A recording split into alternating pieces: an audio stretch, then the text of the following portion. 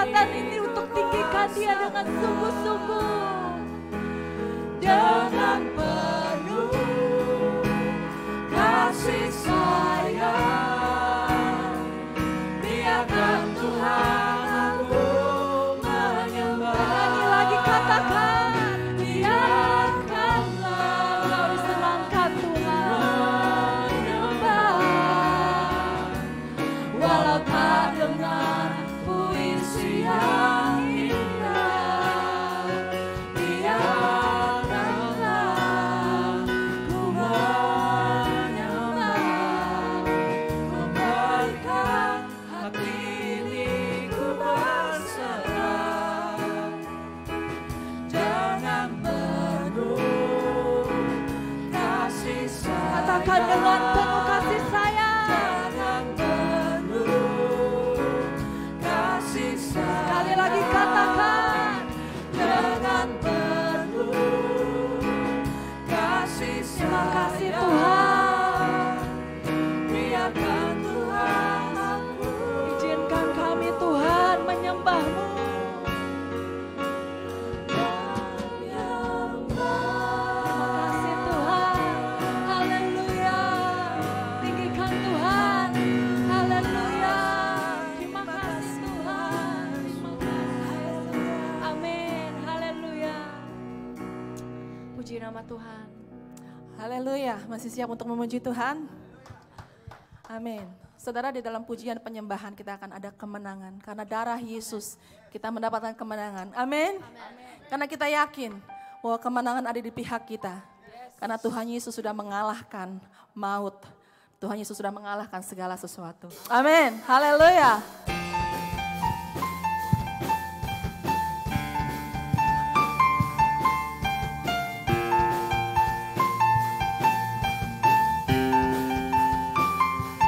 Mari semua bernyanyi dan berseru pada Tuhan Maha Tinggi, semua makhluk tunduk padanya.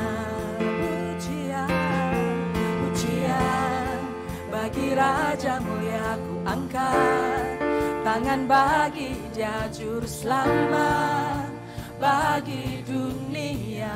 Salibmu, salibmu bebaskanku, taklukkan maut, kalahkan musuh. Salibmu bebaskanku, karya terbesar di hidupku.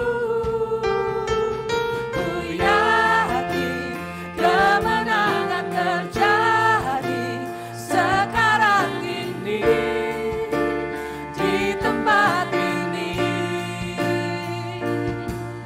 Ku puji Yesus Tuhan sebab Dia yang membebaskanku, kemenanganku.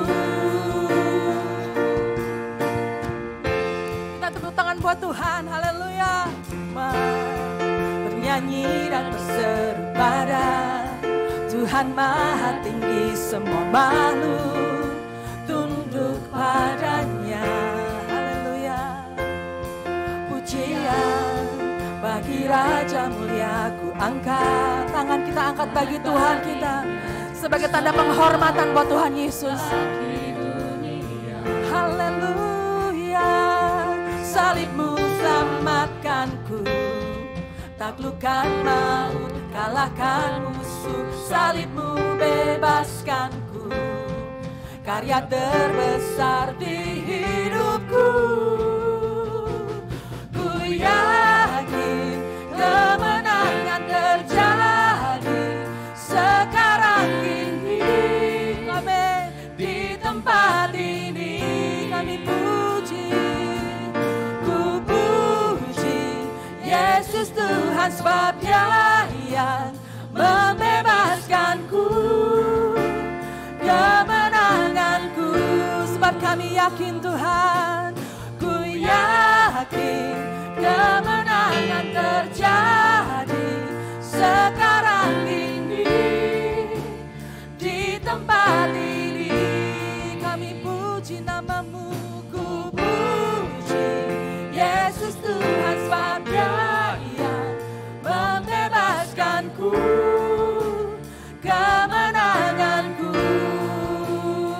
Saudara kita mau tepuk tangan di atas kepala kita buat Tuhan yuk. Kita mau yakin bahwa kemenangan ada di pihak kita. Haleluya.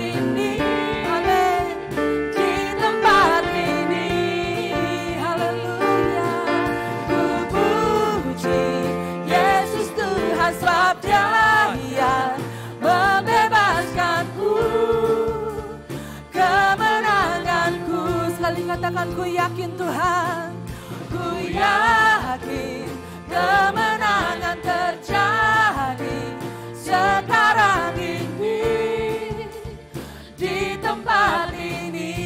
Haleluya, terima kasih. Ku puji Yesus Tuhan sebab Dia membebaskanku, kemenanganku.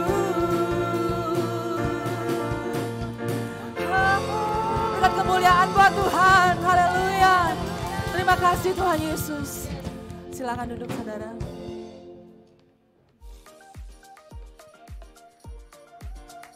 Tēnā tātou katoa, nau mai, haere mai kia whiringa anuku. Ko tēnei te rongo mō te wiki. Informasi persembahan jemaat bisa memasukkan ke dalam kotak persembahan, juga bisa melalui transfer ke rekening gereja yang ada di layar.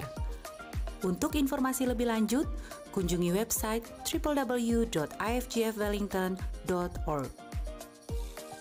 Come and join us in prayer meeting this Friday, 7 p.m. at 61 Hopper Street, Mount Cook. Kia whakamanua tia tātou e te atua, me kia pai tō koutou rātou.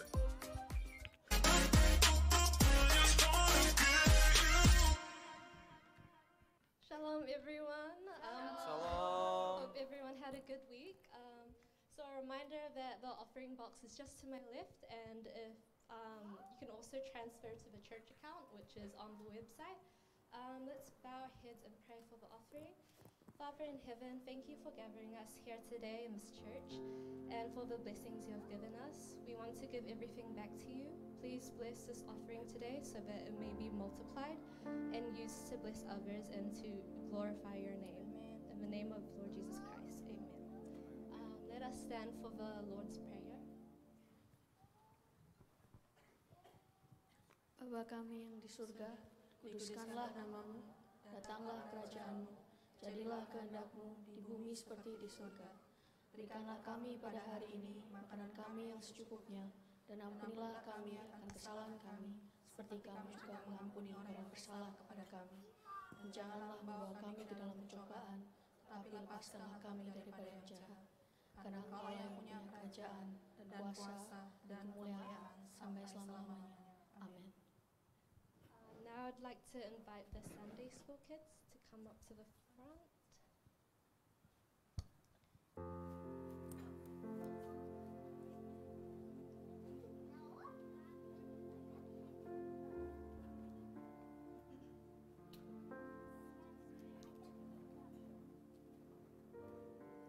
Okay, let us extend our hands and pray for them. So, dear Father in heaven, thank you for the children gathered here at the church today. We pray for the Sunday school kids and that you may open their minds and hearts so that they may grow and receive your word. We also pray for the Sunday school teachers. May you bless them and give them understanding and patience to guide and teach the young ones so that they may follow in your path. In the name of Lord Jesus Christ we pray. Amen.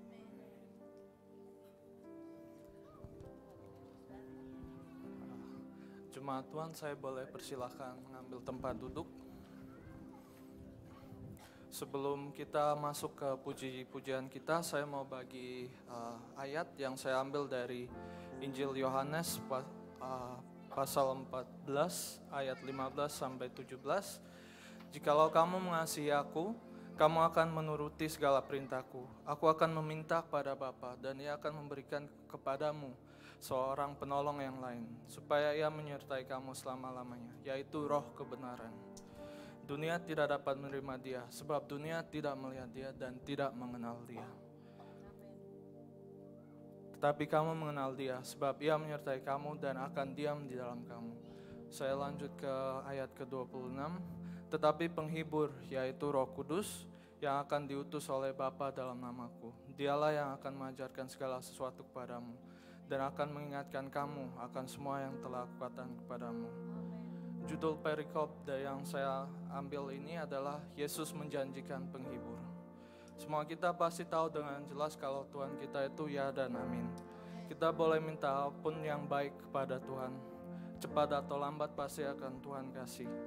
Mau mobil baru, pekerjaan baru, tempat tinggal yang baru, semuanya pasti cepat atau lambat Tuhan kasih. Hanya kadang manusia itu, daging itu lemah. Jadi dalam masa penantian itu kita sering mengeluh dan malah tidak fokus pada Tuhan kita ini sendiri. Makanya Tuhan mau kita selalu dekat pada Dia. Dia menjanjikan penghibur yang selalu menuntun kita dalam masa-masa hidup kita ini. Saya yakin dan percaya kalau kita semua selalu mendekatkan diri pada Tuhan kita, pasti selalu ada penghibur yang menuntun kita di setiap jalan kita ini ya Tuhan. Mari buka hati kita, panggil Roh Kudus, biarkan Dia berhembus, berkarya, bekerja dalam hidup kita ya Tuhan.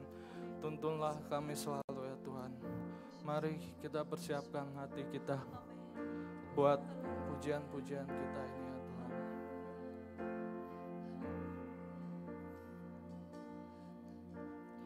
Roh Kudus, Kau hadir di sini, mengalir dalam pujian kami. Berhembuslah, berkaryalah,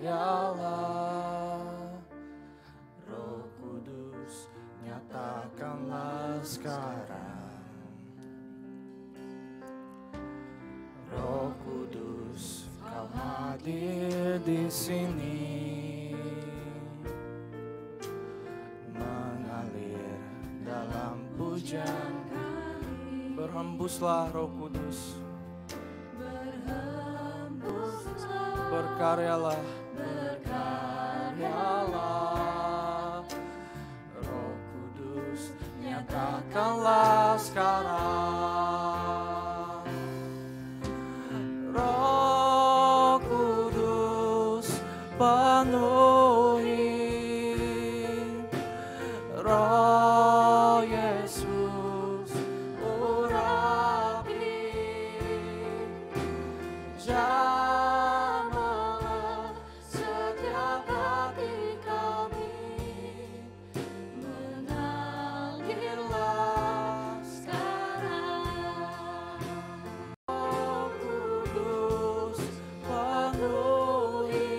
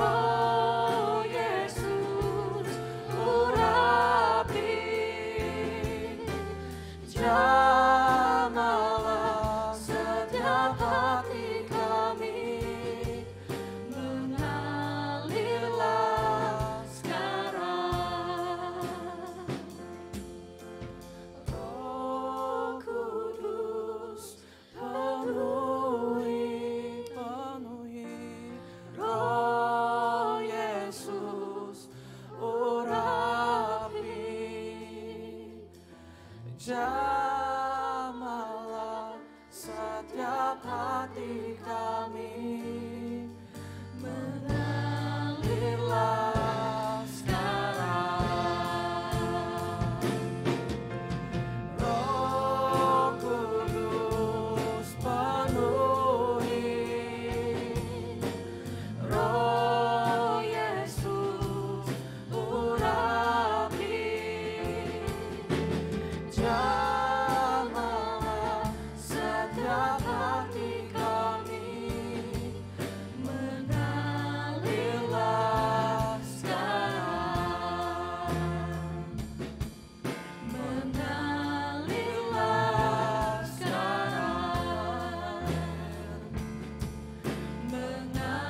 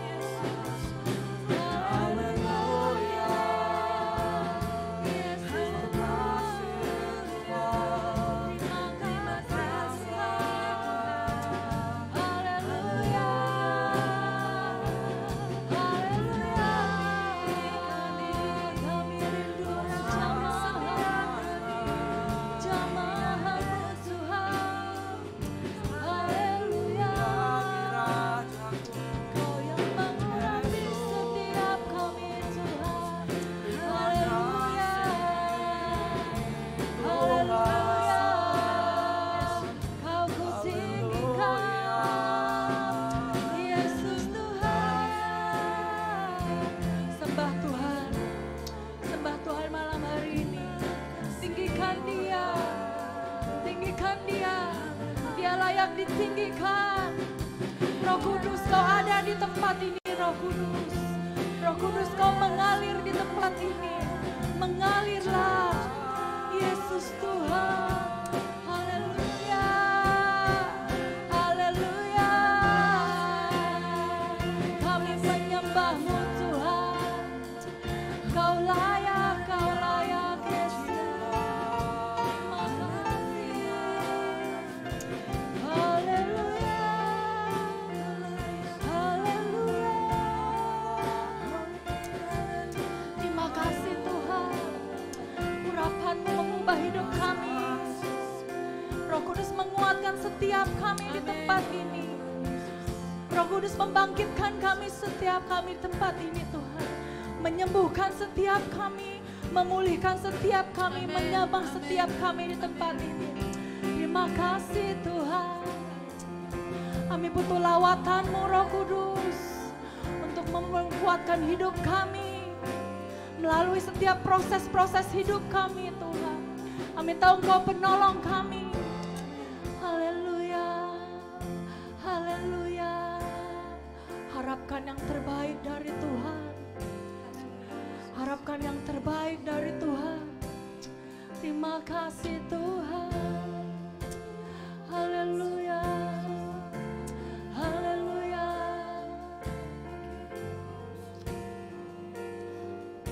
Hadirat-Mu Tuhan, itu yang kami butuhkan. Hadirat-Mu Roh Kudus, itu yang menguatkan hidup kami.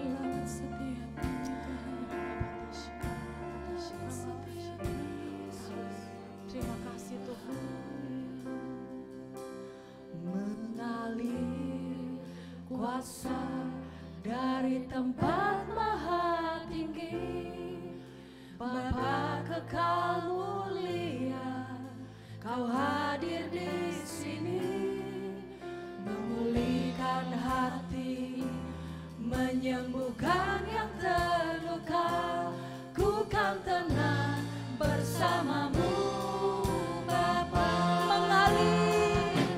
Mengalir kuasa dari tempat maha, mengalir kuasa-Mu dari surga-Mu Tuhan saat ini. Kau hadir di sini, memulihkan hati, menyembuhkan yang terluka. Ku kan tenang bersama-Mu Bapa. Sama-sama dengan iman kita katakan, mengalir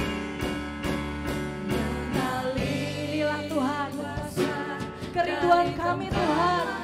Hari inilah kuasa dari atas turun ke bawah.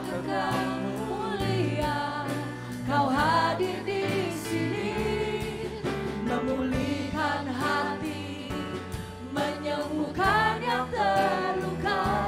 Ku kan tenang bersamamu, Bapa. Sama-sama satu hati katakan, mengalir kuasa dari tempat maha tinggi. Bapa kekal mulia, Kau hadir di sini, memulihkan hati, menyembuhkan yang terluka. Bukan tenang bersamamu, Bapa. nyanyi lagi katakan mengalir. Mengalir Ini iman kami Tuhan. dari tempat maha tinggi.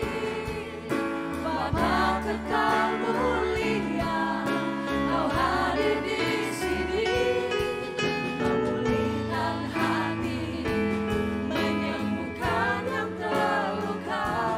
Ku kan tenang bersamamu, Bapa. Sekali lagi katakan, Mengalir kuasa. inilah Tuhan doa kami Tuhan.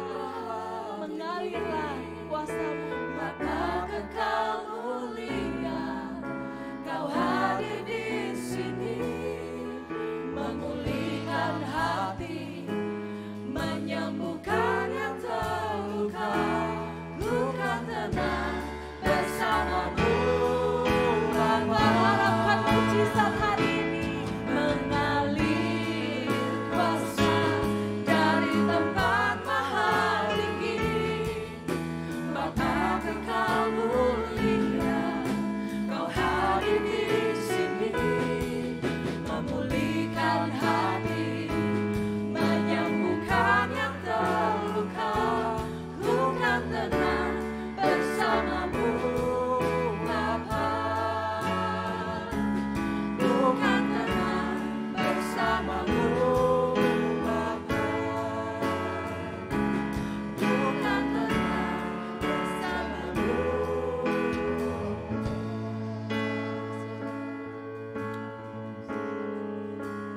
Terima kasih Bapak Kami di sorga, terima kasih atas damai sejahtera, ketenangan yang Kau berikan bagi hidup kami Tuhan. Apapun keadaan kami Tuhan, kami minta damai sejahtera-Mu mengalir selalu Tuhan dalam kehidupan kami. Terima kasih atas kebaikan-Mu, bersyukur atas segala kebaikan, penyertaan, perlindungan-Mu. Kita semua bisa hadir di sini. Itu semua karena anugerah Tuhan. Terima kasih atas segalanya. Ya Bapa, setelah hamba-Mu akan menyampaikan firman-Mu Tuhan, biar Roh Kudus yang sempurnakan segala kata-kata yang keluar dari mulut hamba. Biar Roh Kudus yang memberikan pengertian lebih untuk orang-orang yang mendengarkan. Terima kasih atas segala kebaikan-Mu Bapa. Terima kasih atas berkat pertolongan-Mu selalu. Dalam Yesus kami doa ucap syukur. Amin. Silakan duduk semua. Thank you semua untuk yang volunteer pada hari ini. Semua sudah melayani. Terima kasih atas karena kalian sudah meluangkan waktu, tenaga buat melayani jemaat IFJF Wellington. Boleh tepuk tangan untuk volunteer semua hari ini. Thank you. Apa kabar IFJF Wellington? Kurang luar biasa kayaknya nih. Coba ulang lagi. Apa kabar IFJF Wellington? Luar biasa. Ada tamu dari Palmerston North dan teman-teman. Welcome. Oke, hari ini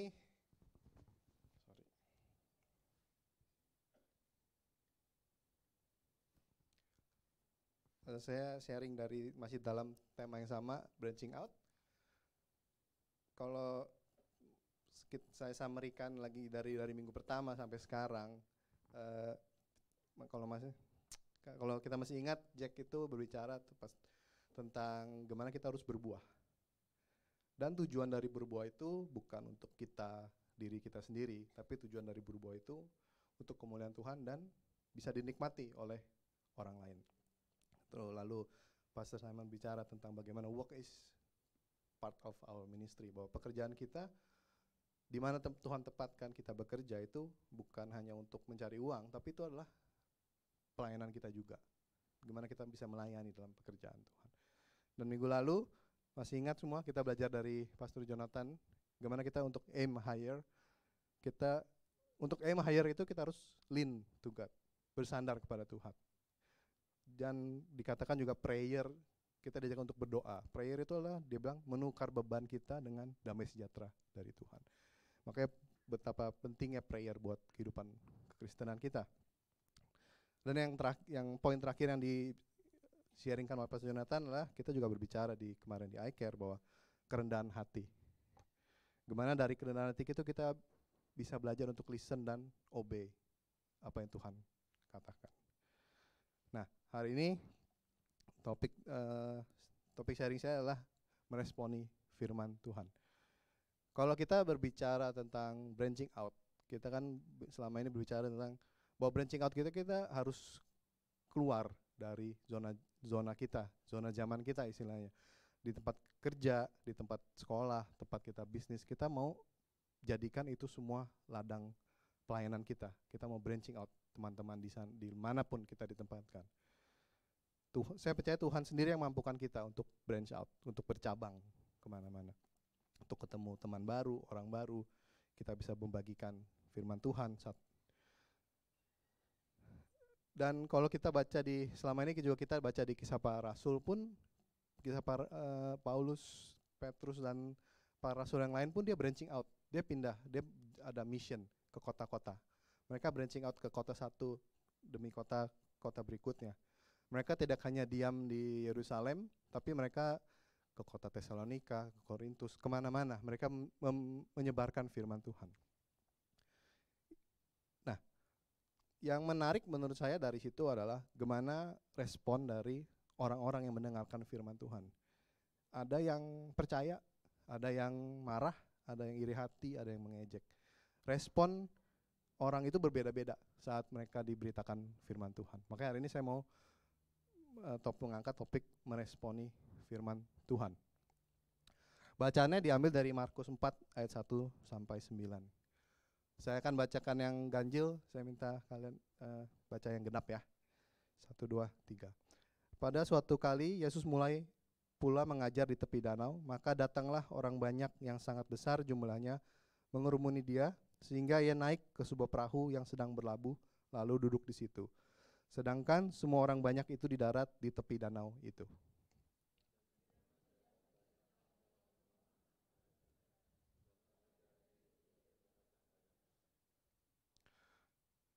Dengarlah, ada seorang penabur keluar untuk menabur.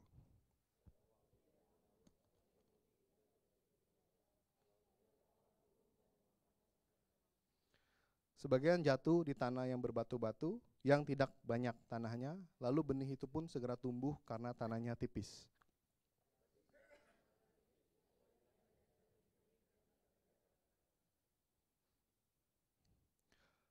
Sebagian lagi jatuh di tengah semak duri, lalu makin besarlah semak itu dan menghimpitnya sampai mati, sehingga ia tidak berbuah.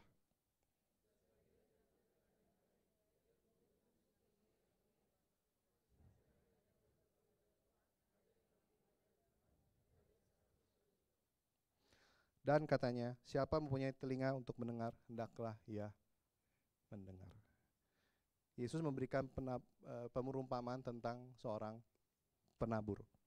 Penabur itu menabur benih yang sama, tapi hasilnya berbeda. Karena tergantung kondisi tanah yang menerima benih itu. Ada yang dibilang tadi jatuh di tanah yang keras, dia tidak bertumbuh sama sekali, dan berikutnya. Benih itu dikatakan di Markus 4 ayat 14 adalah firman Tuhan. Jadi perumpamaan itu membicarakan tentang firman Tuhan yang dibagikan kepada orang-orang. Ada 4 macam tanah yang hari ini saya akan bagikan yang sesuai dengan bacaan tadi. Yang pertama adalah di pinggir jalan. Benih yang jatuh di pinggir jalan itu saya ibaratkan dengan hati yang keras. Di Markus 4 dikatakan tadi ayat 4, saya bacakan saja. Pada waktu ia menabur, sebagian benih itu jatuh di pinggir jalan, lalu datanglah burung dan memakannya sampai habis.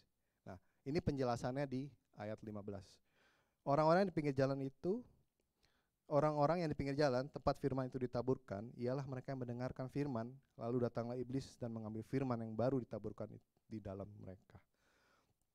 Jadi kalau kita misalkan kita punya benih, kita tabur, kita lempar di pinggir jalan, udah pasti nggak mungkin bertumbuh, ya.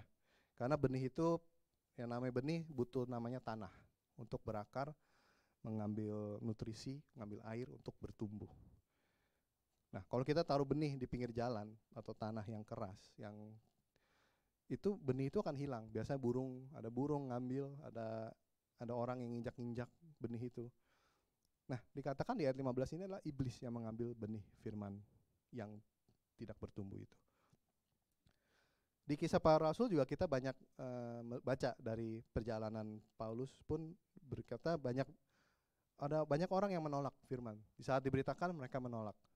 Bahkan mereka mengejek. Hati mereka tuh keras, nggak mau menerima firman Tuhan, nggak mau menerima kebenaran. Kalau mungkin hati yang keras mungkin diibaratkan bisa mirip dengan orang yang kepala batu, ya. Istilahnya dikasih tahu yang benar tapi selalu menolak. Kita semua pernah seperti itu nggak? Kepala batu, maksudnya keras. Kita nggak mau terima apa yang diajarkan orang. Nggak ada, boleh ada yang kepala batu nggak di sini? Dulu ya, sekarang kepalanya bukan batu. Ada, kita semua, saya yakin hampir semua pasti pernah seperti itu. Tidak mau mendengarkan. Saya sendiri punya pengalaman seperti itu. Paling gampang paling gampang contoh yang simple di rumah ya. Di sini suka yang makan Indomie goreng? Amin ya. Indomie goreng saya juga suka, apalagi saya kalau masak Indomie goreng itu telurnya enggak satu. Tapi saya satu, cuman saya telurnya nggak dipisah, suka dicampur. Jadi mie-nya udah mulai matang, saya campur telurnya, terus diaduk-aduk dikit. Jadi sedikit hancur-hancur gitu. Nggak enak ya, Ci? Mukanya kayaknya udah. Saya suka tapi. Nah, masalahnya adalah biasanya karena telurnya itu hancur dan saya suka ngangkat mie pakai saringan.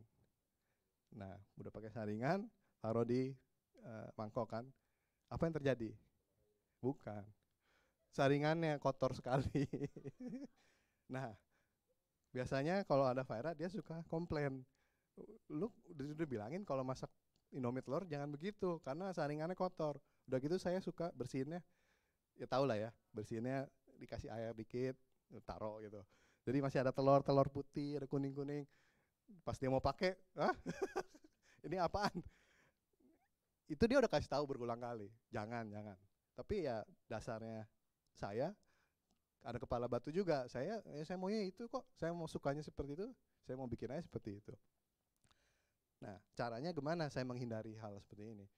Saya masak saat dia tidak ada di rumah, benar ya. Udah gitu cuci yang bersih, sampai dicek, sampai mengkilap baru balikin. Dia nggak tahu jadinya. Sekarang dia kan nggak di sini, dia ngajar ya. Jangan dibilangin, nanti dia cek. Itu hal yang simple. Kita dikasih tahu, udah tahu salah, maksudnya yang benar seperti ini, lebih baik caranya seperti ini.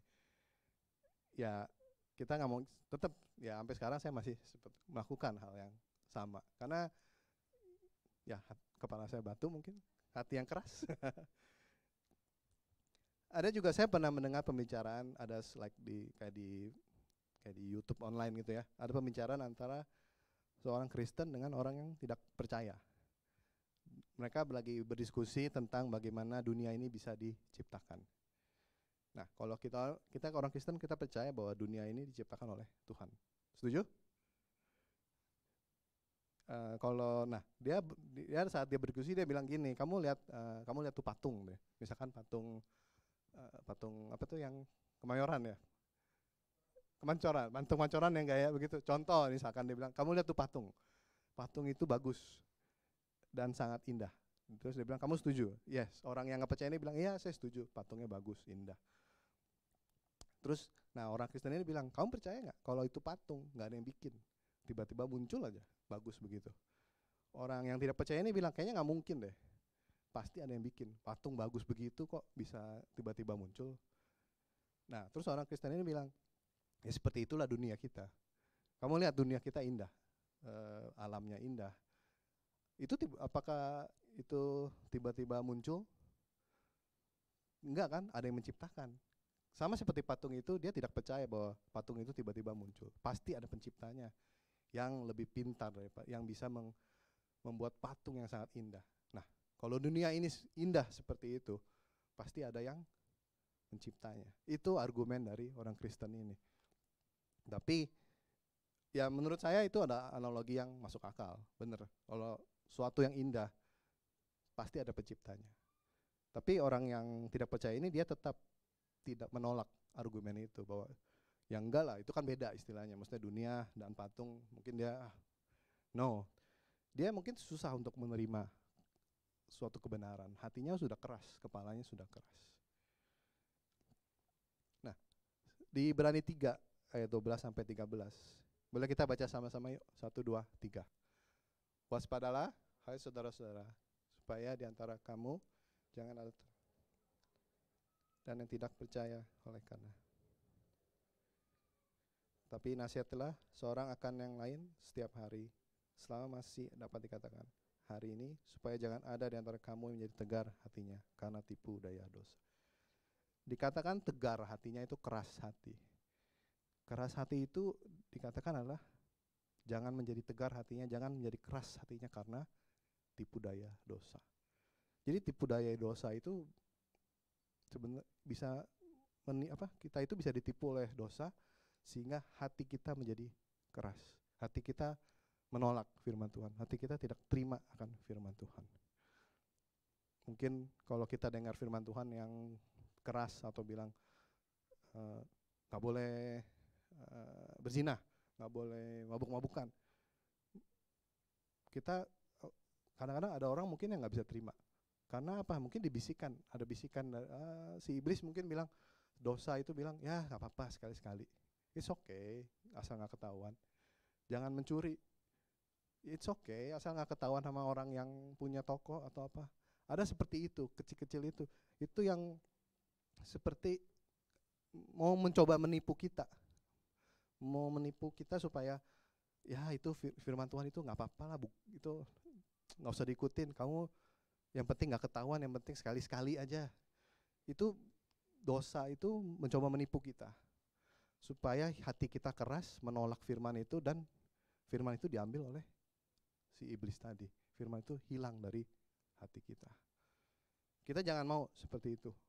Jangan sampai hati kita keras karena kita ditipu oleh dosa ini.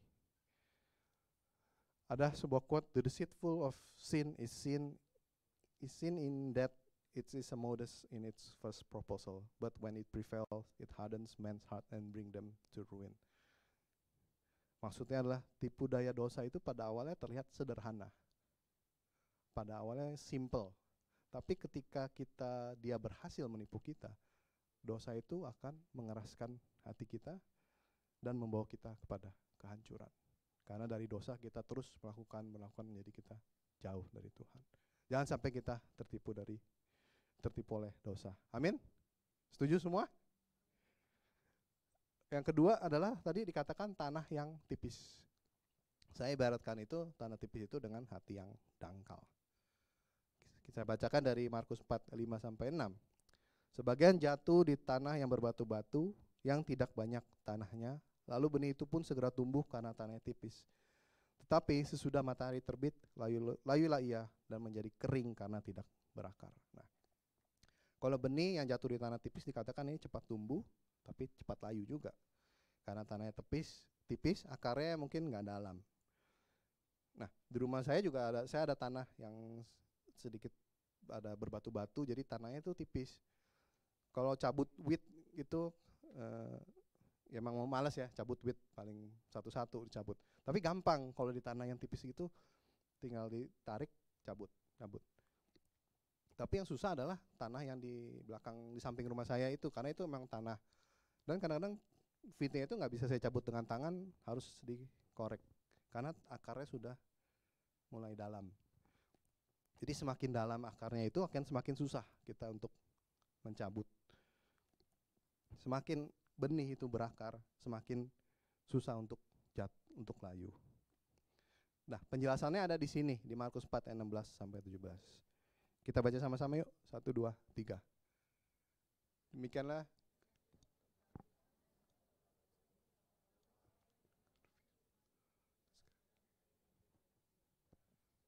mereka tidak berakar. Tahan sebentar.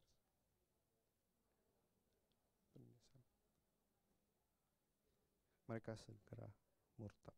Jadi tanah yang tipis itu diibaratkan dengan orang yang ya terima firman, langsung happy, langsung sukacita, tapi tidak berakar kuat. Dan pada akhirnya ada something happen, suffering kayak, pengapa kayak, ada kesusahan datang, dan mereka murtad, meninggalkan Tuhan. Kalau yang tadi saya ibaratkan tanah tipis ini adalah seperti orang yang hatinya dangkal. Kalau hati dangkal, misalkan orang, kan ada yang ngomongnya shallow person, yang orangnya dangkal gitu pikirannya. Kalau orang dangkal itu seperti apa sih? Saya search aja sih di internet, kurang lebih menurut pengertian mereka itu orang dangkal itu seperti apa. Orang dangkal itu biasanya hanya melihat orang dari luar, penampilan dari luar. Mereka lebih banyak bercerita tentang diri mereka sendiri. Mereka hanya melakukan sesuatu jika ada benefit untuk diri kita, untuk dirinya sendiri. Ya mungkin itulah ciri-ciri orang yang punya pikiran dangkal atau hati dangkal. Nah, kalau saya gabungkan dengan firman Tuhan ini, mungkin seperti itu, bahwa saat mereka mendengar firman Tuhan yang hanya membicarakan tentang berkat, membicarakan tentang bagaimana memotivasi diri, firman-firman seperti itu, mereka akan terima dengan cepat. Mereka langsung happy dengan firman seperti itu. Mereka pikir ya, ini firman yang dicari-cari. Mereka langsung bertumbuh. Tapi saat kesusahan datang, pelan-pelan mereka menjadi layu. Karena mereka malah mempertanyakan Tuhan. Kok Tuhan, katanya firman yang selama ini saya terima semuanya happy, berkat, memotivasi diri kita supaya kita sukses, supaya ini. Ternyata pada kenyataannya kok saya mengalami kesusahan. Dan firman yang ada dalam hidupnya bisa menjadi layu karena tidak berakar.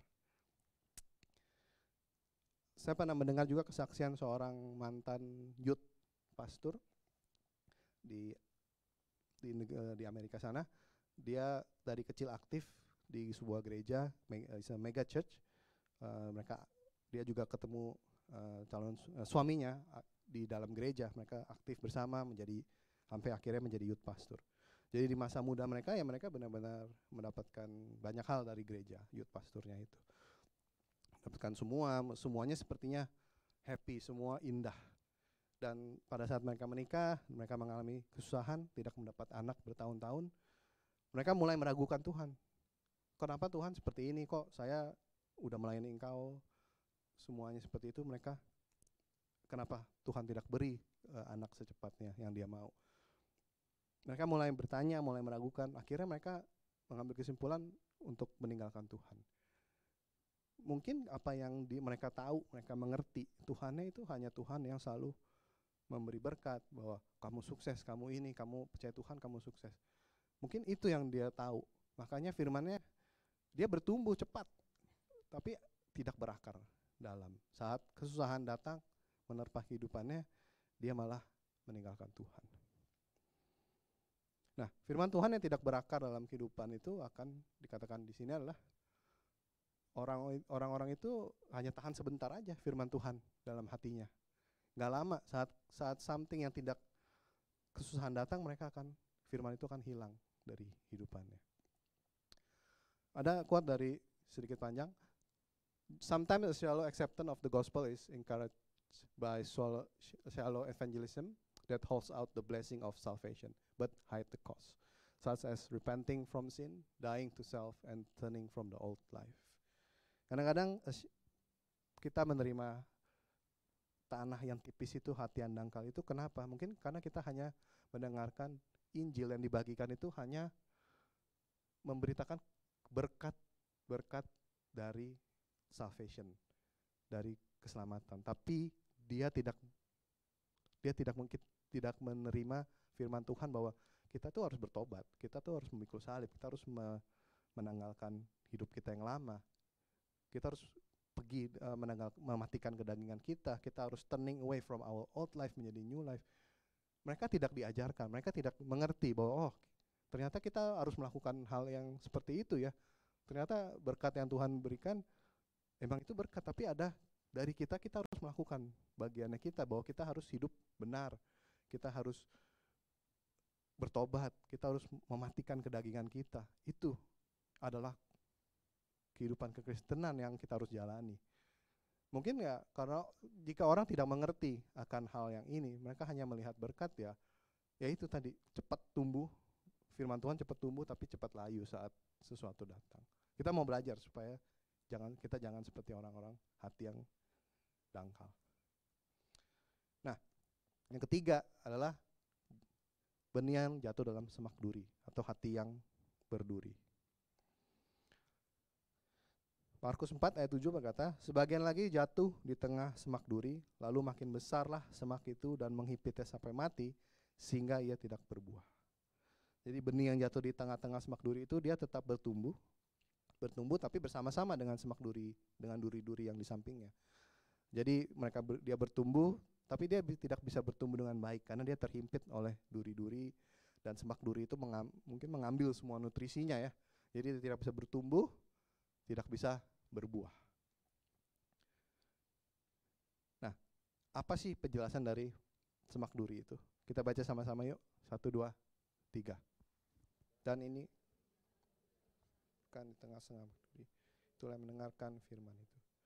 Lalu kekhawatiran dunia ini dan tipu daya kekayaan dan keinginan-keinginan akan hal masuklah mengimpit firman itu sehingga tidak berbuah.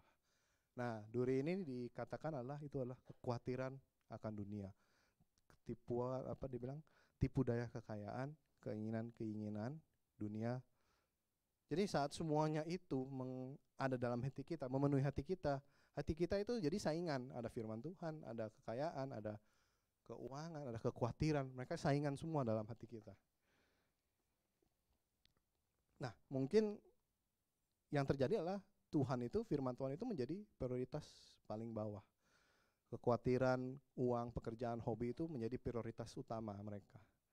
Orang-orang yang punya hati berduri ini. Sehingga firman Tuhan itu menjadi skalanya, prioritasnya paling rendah. Dan tidak pernah naik ke atas. Karena selalu ada aja kekhawatiran, ada aja pekerjaan, ada yang menghalangi firman Tuhan itu untuk bertumbuh dalam hidupnya.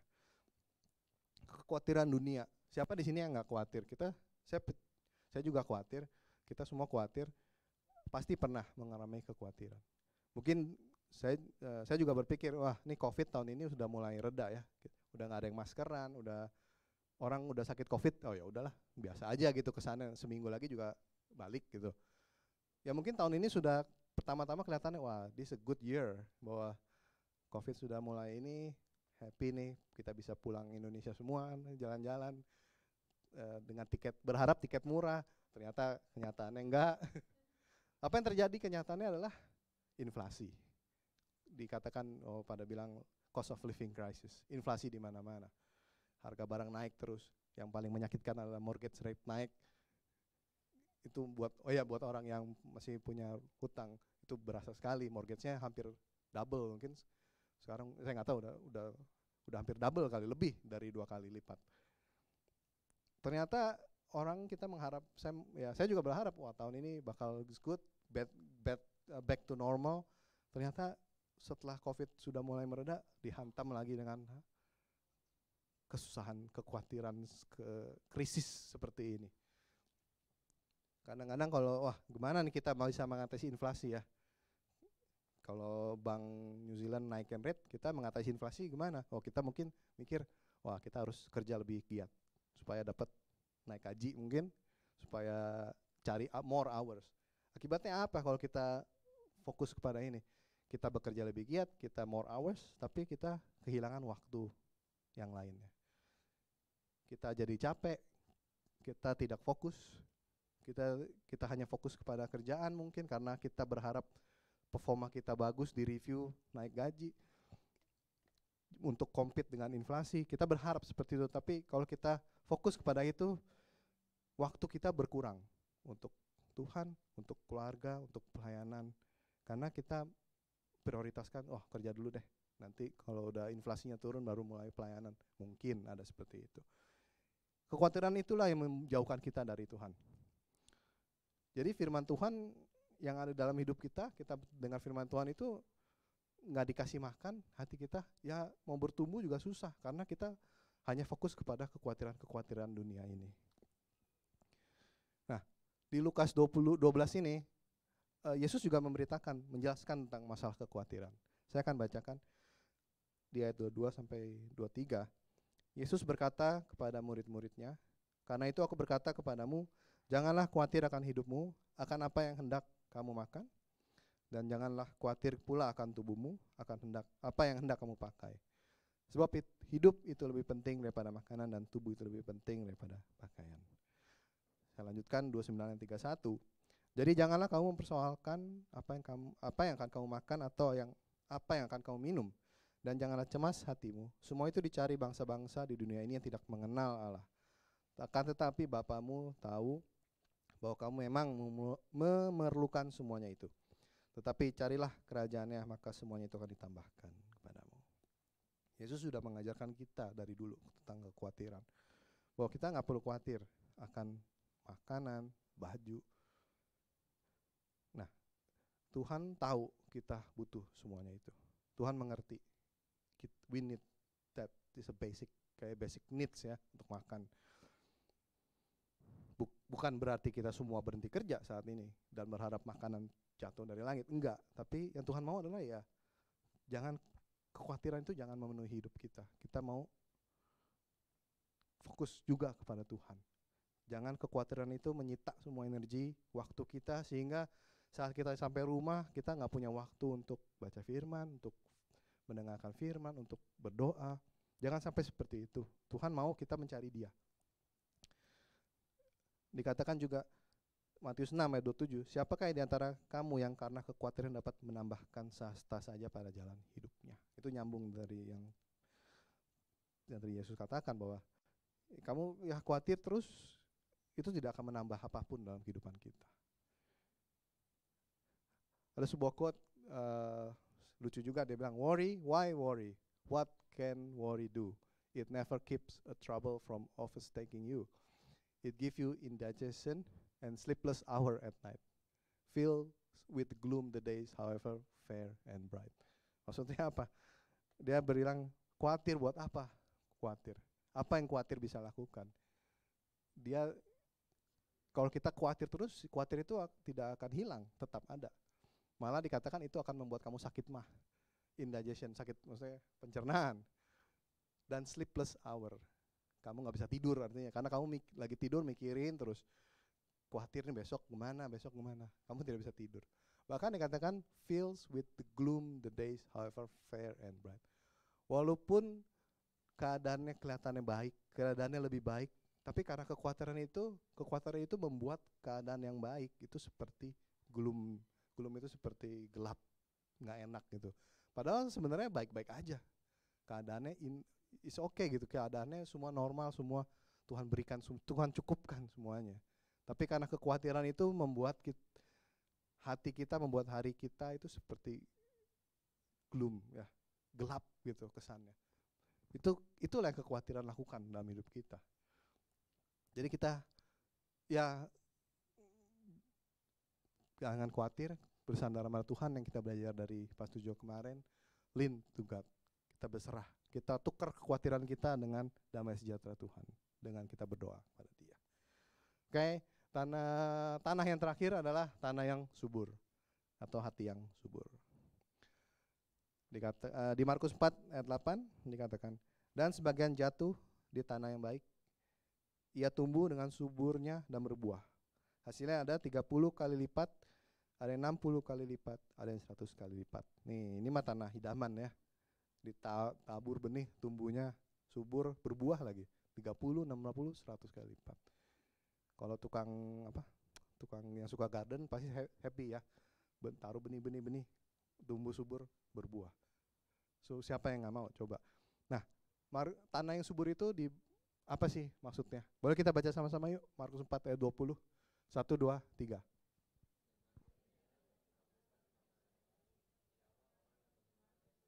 Firman itu lalu berbuah. Ada yang 30 kali, ada yang 60 kali, ada yang 100 kali lipat.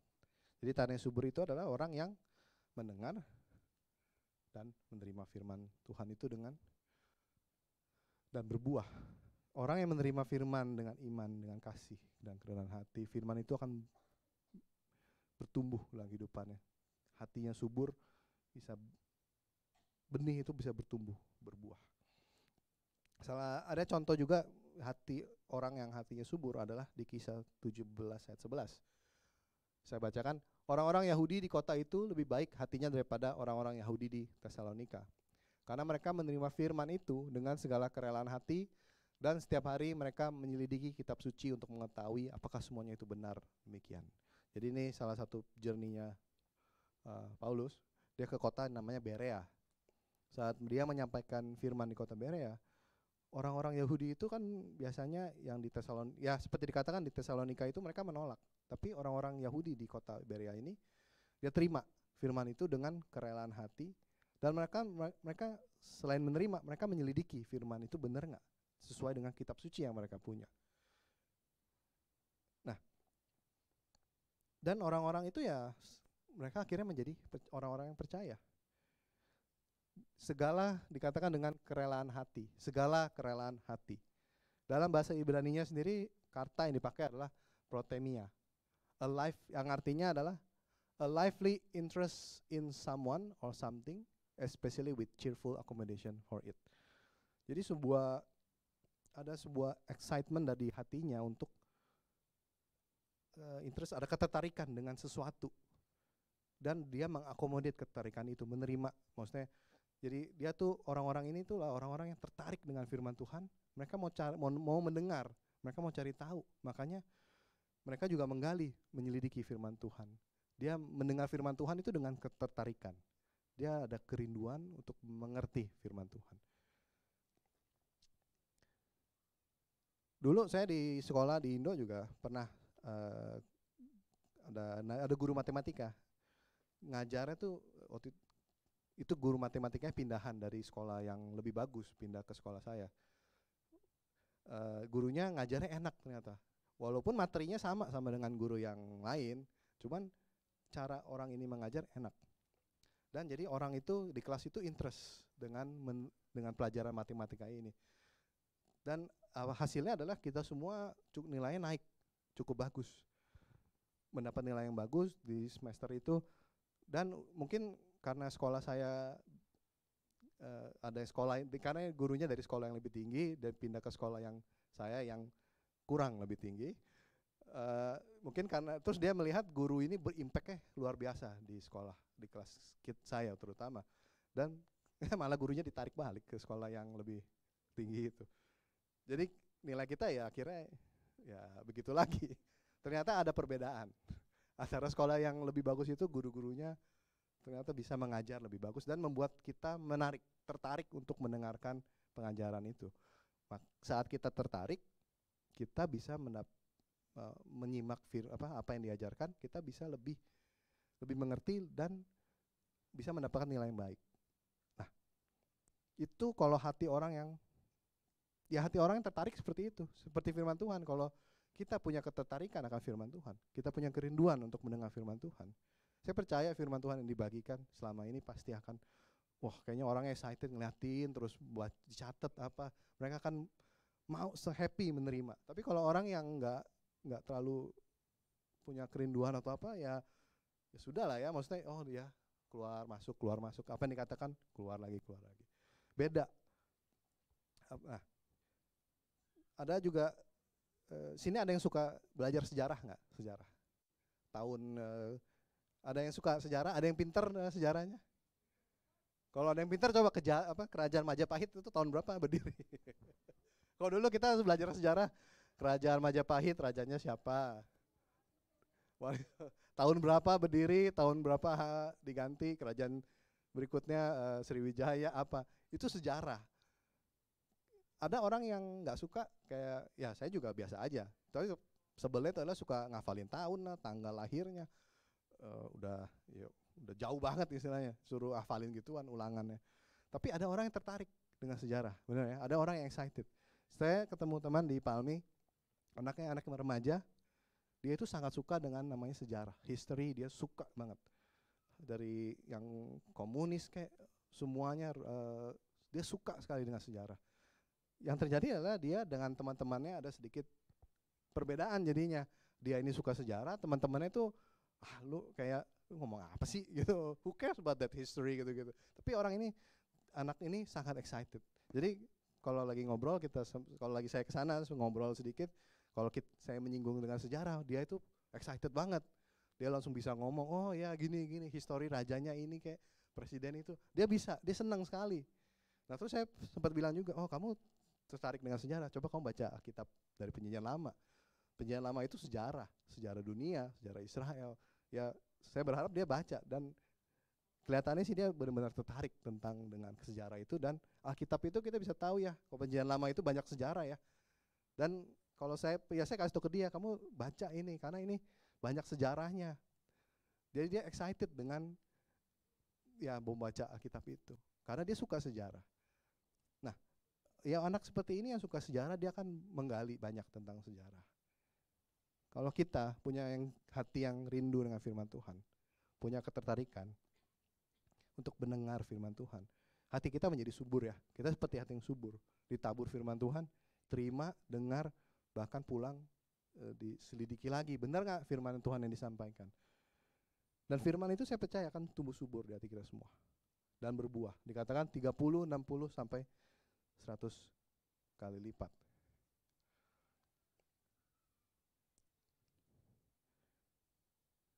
Nah, juga benih itu harus bertumbuh. Untuk bertumbuh itu harus berakar dalam, sangat dalam ya, supaya tahan goncangan.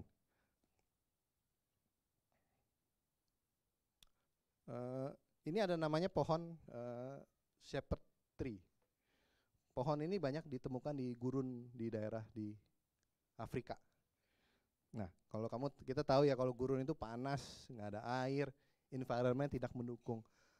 Tapi pohon ini banyak ditemukan di gurun Afrika. Kenapa? Ternyata pohon ini kamu lihat di batangnya itu ya nggak kelihatan ya, tapi gede dan akarnya itu dalam.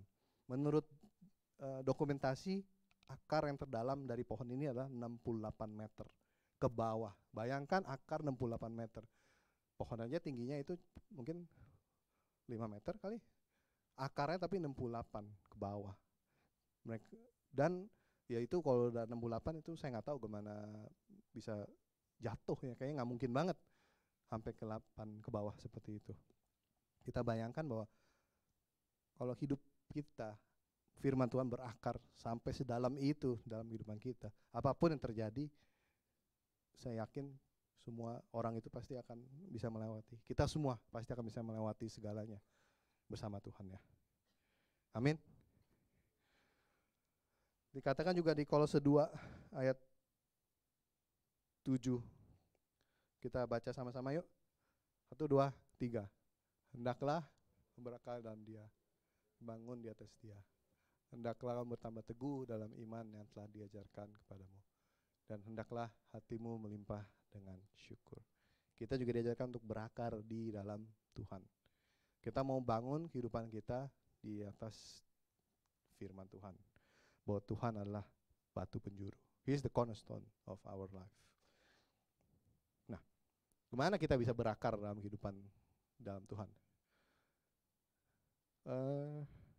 Di Markus 4 ayat 23 sampai 25, saya akan bacakan. Ini terjemahannya pakai terjemahan TSI, jadi sedikit beda dengan terjemahan TB. Tapi menurut saya ini cukup jelas sekali. Penjabaran di TSI ini lebih enak, lebih gampang dimengerti.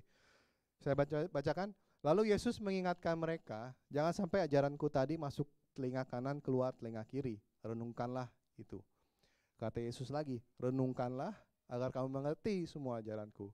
Karena sebagaimana kamu berusaha mengerti ajaranku, demikianlah Allah juga akan menambahkan kemampuan kepadamu untuk memahaminya. Bahkan Dia akan menambahkan lebih banyak hikmat lagi.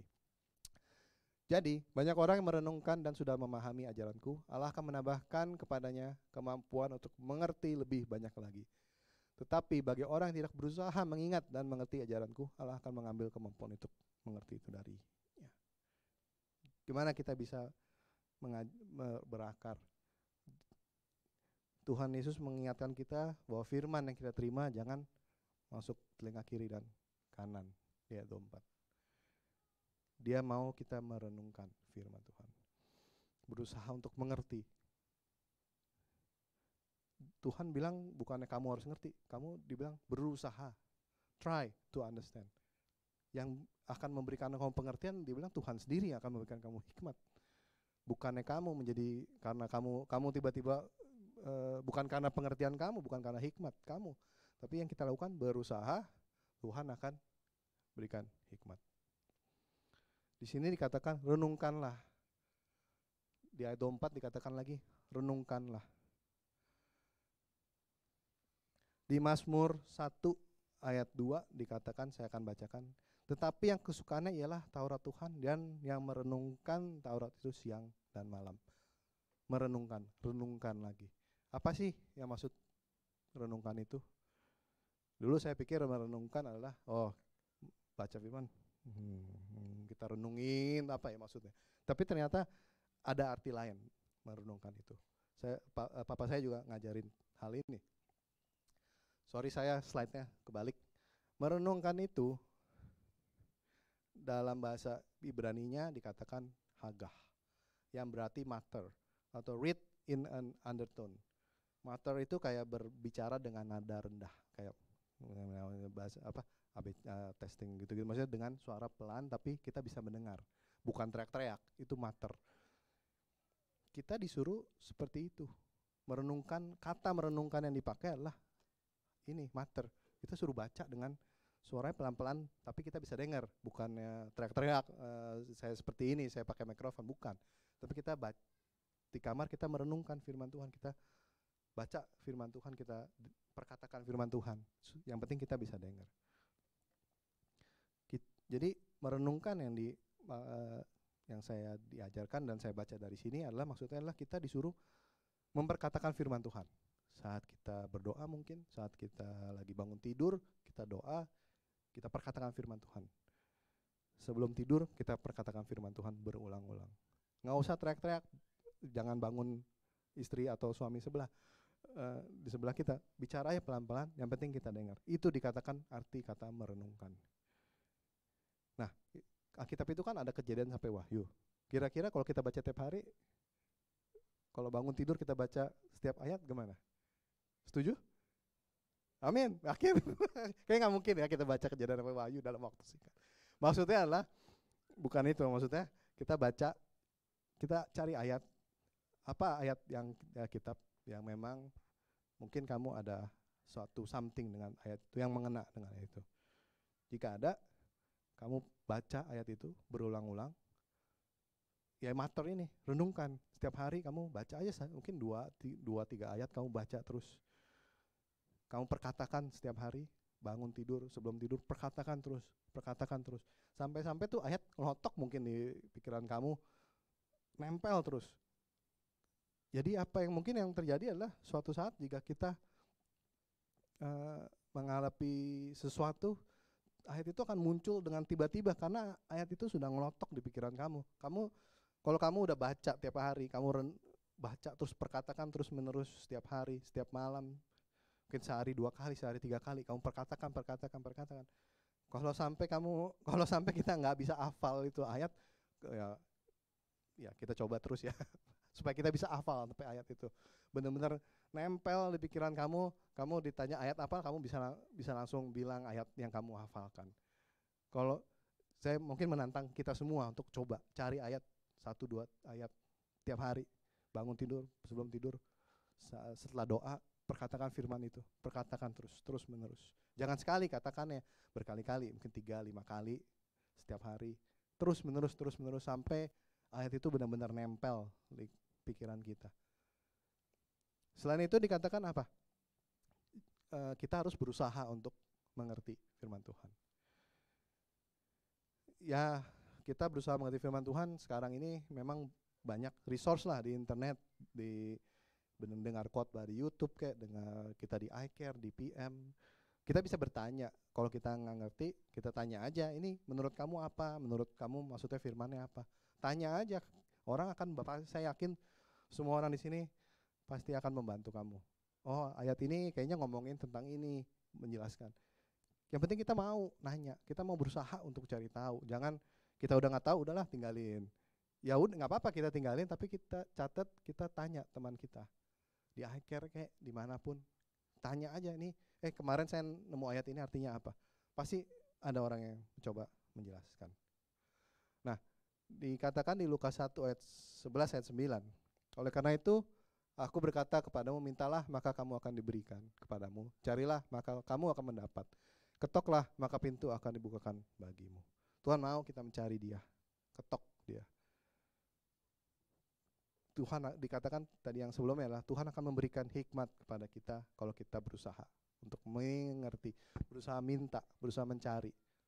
Tuhan akan buka, dia bilang, Tuhan akan bukakan kepadamu. Kamu akan mendapat, semua Tuhan akan berikan. Roh Kudus yang akan mengajarkan kita semua. Kita minta sama Tuhan. Yang penting kita minta. Kalau kita ketok enggak, berusaha enggak, ya kita juga manusia. Kalau orang misalkan ada orang mau minta apa ya, mau minta makan tapi dia nggak pernah minta, kita mana tahu dia lapar atau apa ya, dia diem aja ya. Makanya Tuhan cuma mau kita berusaha, Tuhan mau kita minta, that's it. Tuhan akan bukakan, Tuhan akan beri tahu kamu apa.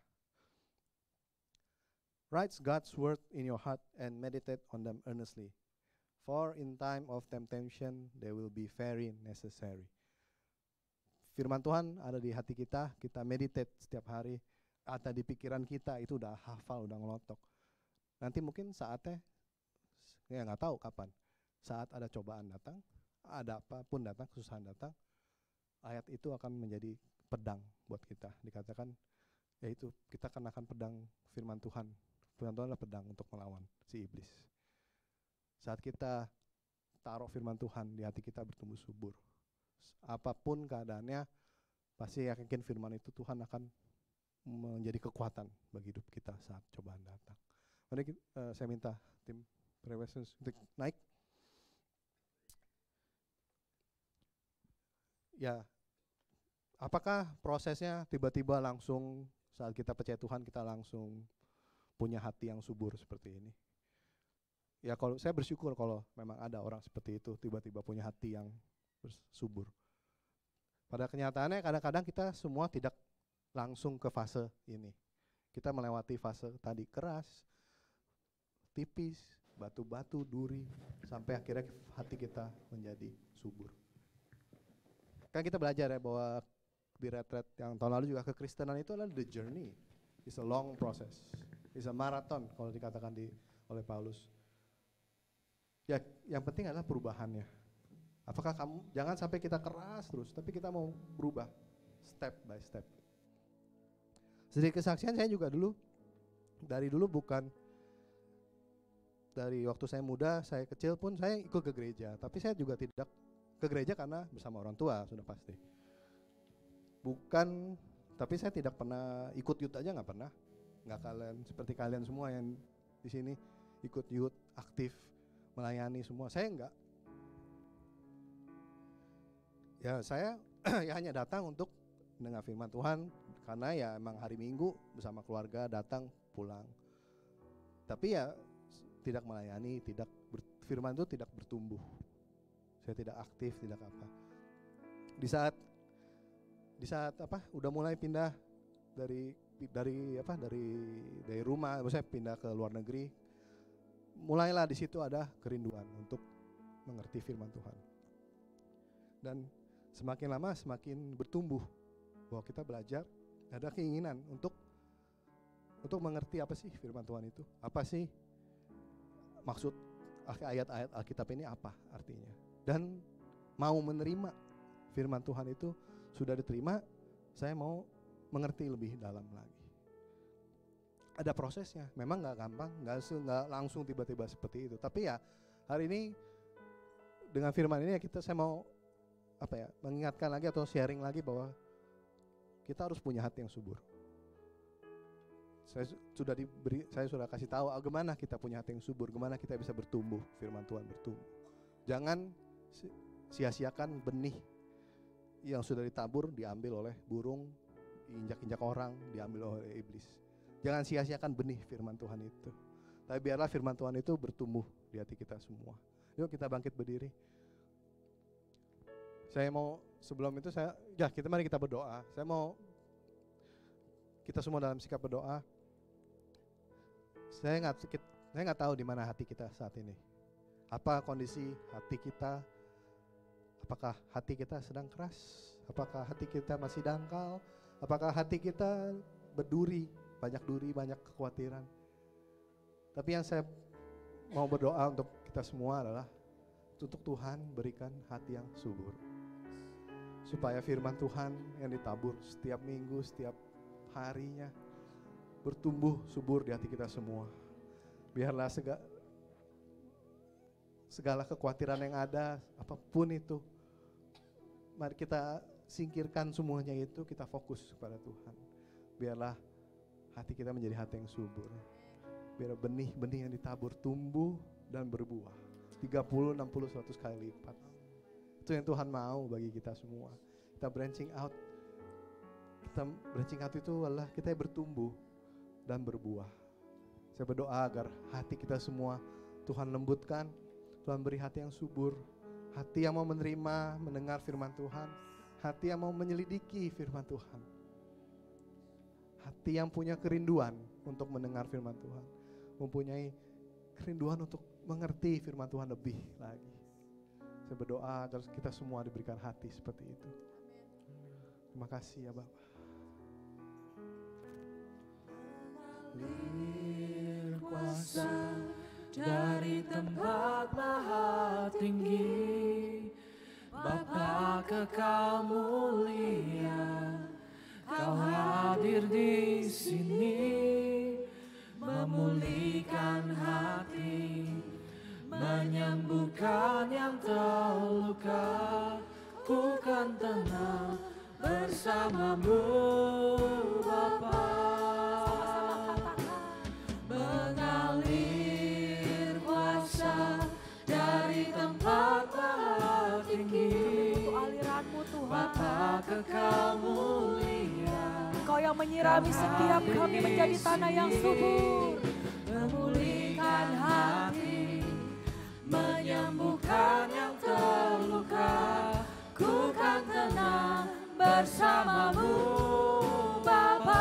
lagi katakan, Mengalir kuasa dari tempat maha tinggi, Bapa kekal mulia, Kau hadir di sini, memulihkan hati, menyembuhkan yang terluka.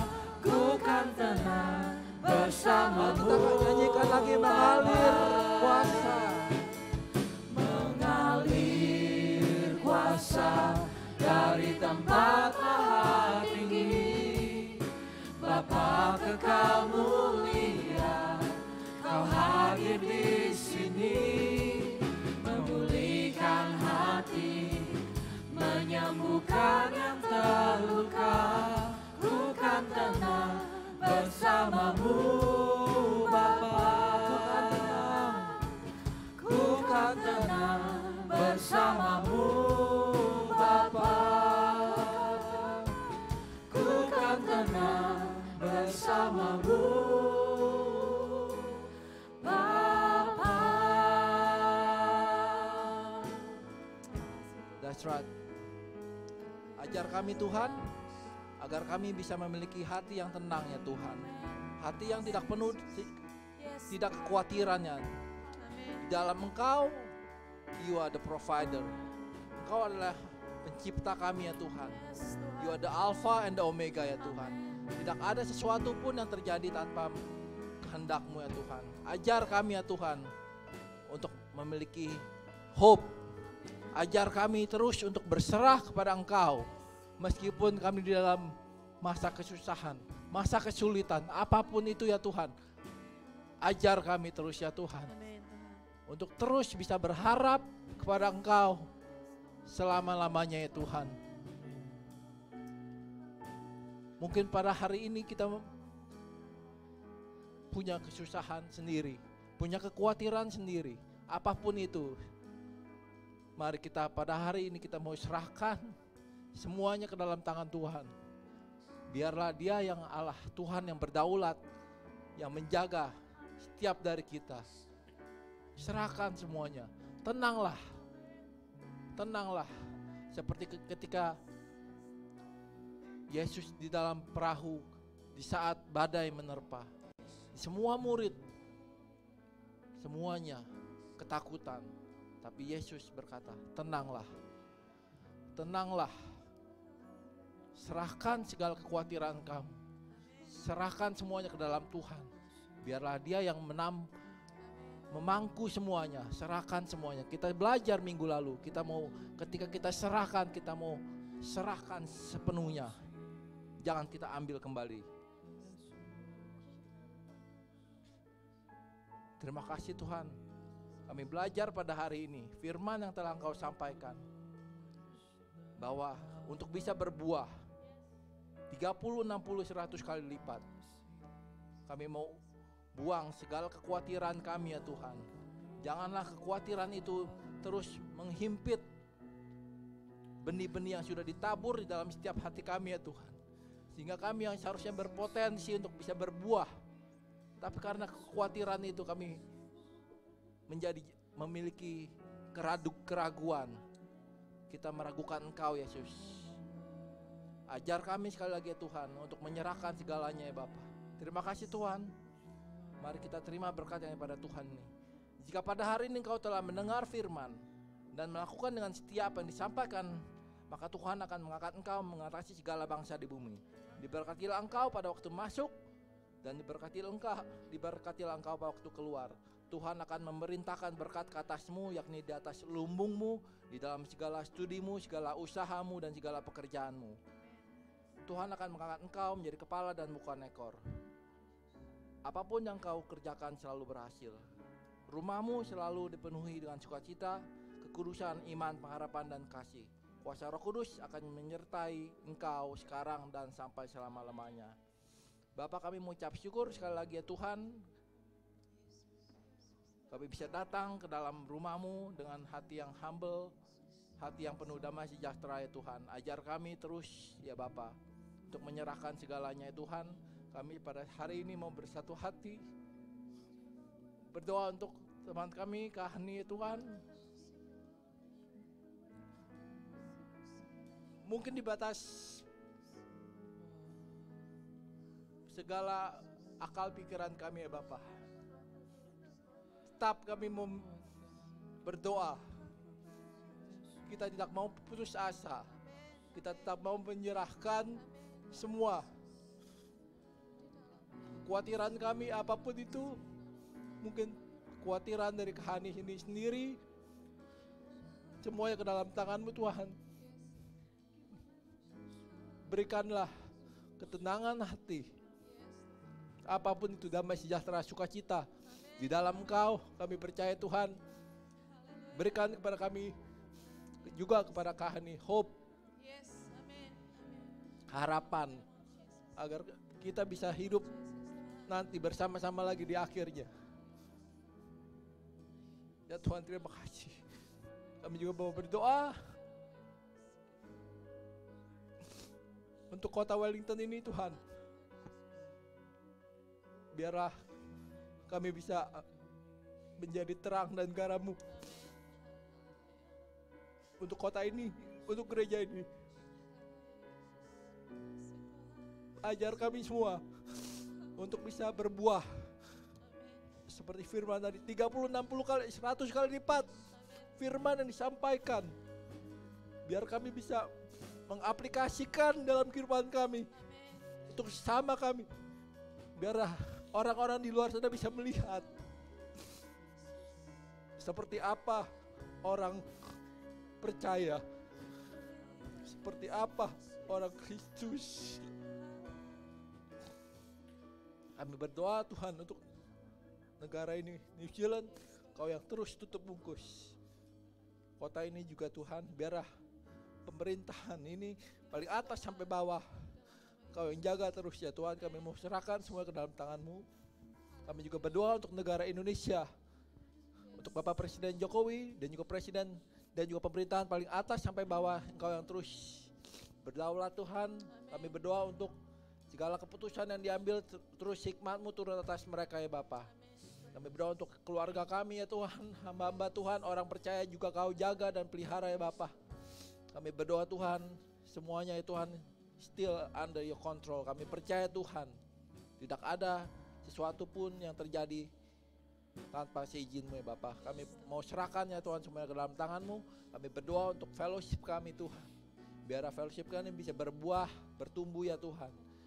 Berdoa untuk makanan yang kami akan makan ya Tuhan, supaya menjadi kesehatan bagi tubuh jasmani kami ya Bapa. Terima kasih Tuhan untuk hari ini sekali lagi Tuhan. Kami mau mengucap syukur untuk kesehatan kami. Kami mengucap syukur untuk apapun itu Tuhan. Terima kasih.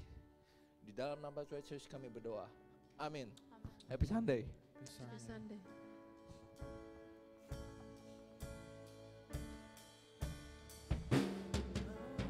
Mengalir kuasa dari tempat maha tinggi, Bapa kekal mulia, Kau hadir di sini, memulihkan hati, menyembuhkan yang terluka.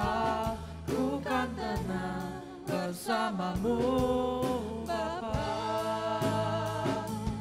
Mengalir kuasa dari tempat maha tinggi, Bapa kekal mulia, Kau hadir di sini, memulihkan hati, menyembuhkan yang terluka.